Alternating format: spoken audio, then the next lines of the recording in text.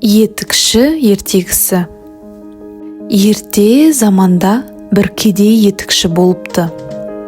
Бала шағасы көп екен. Үй ішін асырау үшін ол ел аралап, қобдиын құшақтап жүріп, етік тігіпті. Күндердің күнінде қобдиын қолтықтап, таныс емес бір ауылға аттанады. Бұрын жүрмеген жолы болған соң, етікші адасып кетіпті. Түн болады.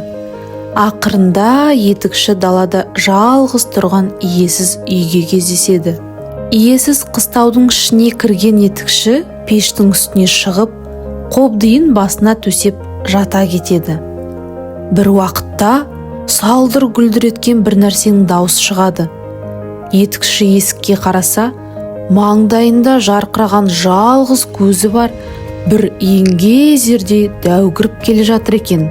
Пеш үстінде жатқан қандай адам? Деп сұрайды дәу. Етікші сонда. Бұл етікші деп жауап береді. Бізге керек шебер етікшімісің? Дейді дәу. Сонан соң ол бұйырып, кәне, бері кел, шебер, мына үйге кір. Егер ертеңге дейін бір керемет етік тіксең, жаның аман қалады. Ал орындамасаң, басыңды аламын, дейді де етікшіні ішке кіргізіп жібереді. Дәудің өзі есіктің алдына жатып ұйқыға кіріседі. Сосын етікші ішінен, енді өмірім жойылды, өліп кетсем бала шағамды кім асырар екен, деп үрейленеді. Амалы таусылған етікші таң атқанша отырып, ғажайып етік тігеді. Етіктің сыртқы көрінісінің басқа етіктерден айырмашылығы бар. Ұшы тіп-тік сүйір, жоғары көтеріліп тұрады. Ал оның бір керемет қасиеті, аяғына киген адам аспанға қалықтап ұшып, баратын жеріне лезде жетіп барады екен. Бірақ ол дәудің оны оңай үйіне жібере қоймасын біліп, бәрібір дәудің қолынан өлемін, одан гөрі бұл дәуді өзім өлтірейін деп, өткір пышағын алып шығарады.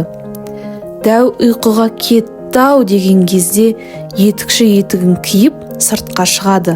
Қалықтап ұшқан күйі қолындағы пышағымен дәудің жалғыз көзін түйреп алады. Дәу бақырып, ер болсаң екі соқ, дейді. Етікші бірде жетер деп дәудің үстінен ұшып өтеді. Ал дәу жарақаттан табанда өлген екен, дейді. Етікші сыртта тұрып, әр ойлап, бер ойлап, иесіз үйдің төбесіне шығып түнейді. Таң атқан соң, дәудің үйін аралап, қарап шығыпты. Үйдің бір қараңғы жерінде темір сандық тұр екен. Етікші темір сандықты әзер дегенде ашады. Оның іші толған алтын күміс екен. Бұдан кейін етікші алтын мен күмісті керегінше алып, ғажайып етігін киіп, үйіне ұшып келеді. Дәуден алған байлығының жартысын еліндегі жетім жесірлерге таратып береді. Осылайша етікші тұратын ауылдың тұрмысы жақсарып, мұраттарына жетіпті.